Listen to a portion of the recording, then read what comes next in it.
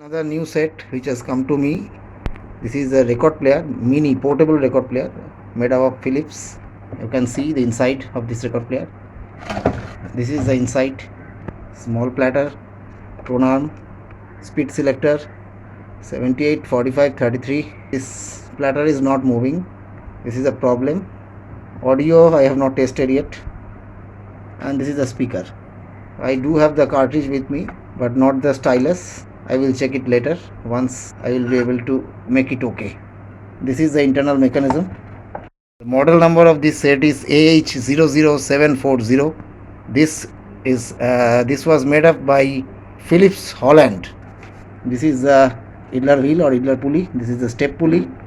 You can see inside this one. There are some springs here. All the original springs are in very good condition. You can see these all are original springs. Now once I opened it, I just want to show you. I can see there is one spring. This one is also original. You can see the glaze of the spring. There is one spring which is having less tension, but this spring is a bit rusty, which means this is not the original spring, and the problem with this record player is this one. I don't know what type of spring was earlier installed here originally, but somehow I have to use the method of trial and error if I can make it working. You can see I have changed this spring. Earlier this spring was installed here.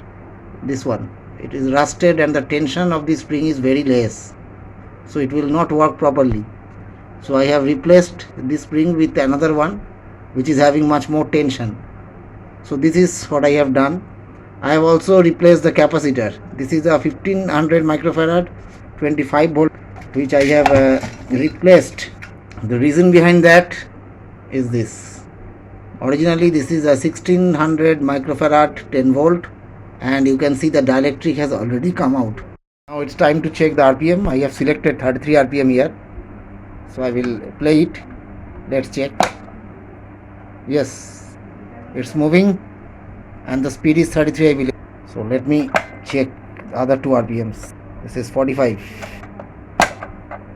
Yes, the speed has increased. 45 RPM is okay. Let's check the 78 RPM.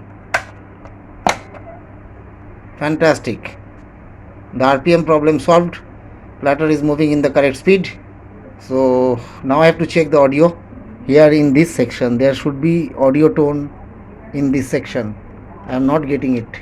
That means there is no audio. So I have to check the amplifier board. This is the amplifier unit. Just I want to show you. You can see the components are installed here. These are the old electrolytic capacitors which are need to be replaced, because I can see from here the dielectrics are coming out from the capacitors. This resistance is also burnt up to some extent, as you can see, so need to check what happened to it. I have to check all these transistors, these 3-pin transistors. These are the germanium type transistors, and there is another transistor I can see here. It is a silicon transistor. So first of all I have to open these wirings so that I can freely work on this board. You can see now I have replaced all the necessary capacitors with a new one, and the old capacitors I am showing you. This is the condition of the old capacitors. The dielectric has dried out and leaked from the capacitor. Each and every capacitor is having the same issue. Check this. The conditions of the dielectrics inside. This is a condition. I just want to show you here what I have done. This is the rubber pulley. If you can see, this is the rubber pulley. The condition of the rubber pulley is not very good, and there is a spring inside this. You can see this spring. I have put another spring which is having correct tension. One thing here I have to do.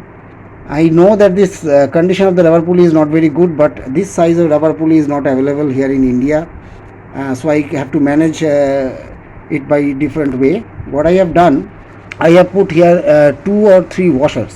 What will happen once I put the platter on it, the lower part of the platter will touch the rubber pulley, but the weight of the platter will be less on the pulley, so it will be revolving in free manner. But if I do not put the washers there, what will happen, the weight of the platter will be much more, and as because the condition of the rubber pulley is not very good, the upper side of the pulley is very hard, so it will create pressure and the pulley will not be able to move freely. But for this we have to sacrifice one thing, that this lock will not work. I just want to show you, I have replaced the cartridge also and the pin. The original one was this one. This one is damaged. You can see after restoration and repairing, I have fixed the audio board here. I have lubricated all the levers here, and this is the motor. I have lubricated it. I have also lubricated and cleaned this jack, because nowadays no one listens any record player through batteries, so my client will also listen it to through adapter, and this jack is needed. I have replaced the electrolytic capacitor also here, and this is the adapter which I have made. This is a 9-volt adapter. It will supply 9-volt DC to this record player. This is an LED. Now what I will do, I will fix this in this bracket and will test a record whether it's working fine or not. Now it's final testing time. This is the adapter. I will switch it on. You can see the green light is glowing. I have put a 45 RPM Bengali record, and now I am playing. It's moving. You can see it's working fine. I won't be able to give a bit volume because due to Copyright Act there are some issues.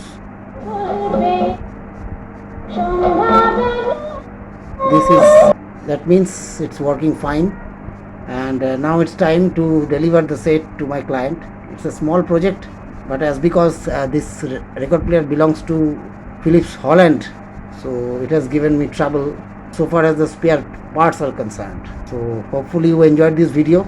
If you enjoyed, please like and subscribe my channel, and take care of yourself. We will meet next time with another set. Thank you. Goodbye.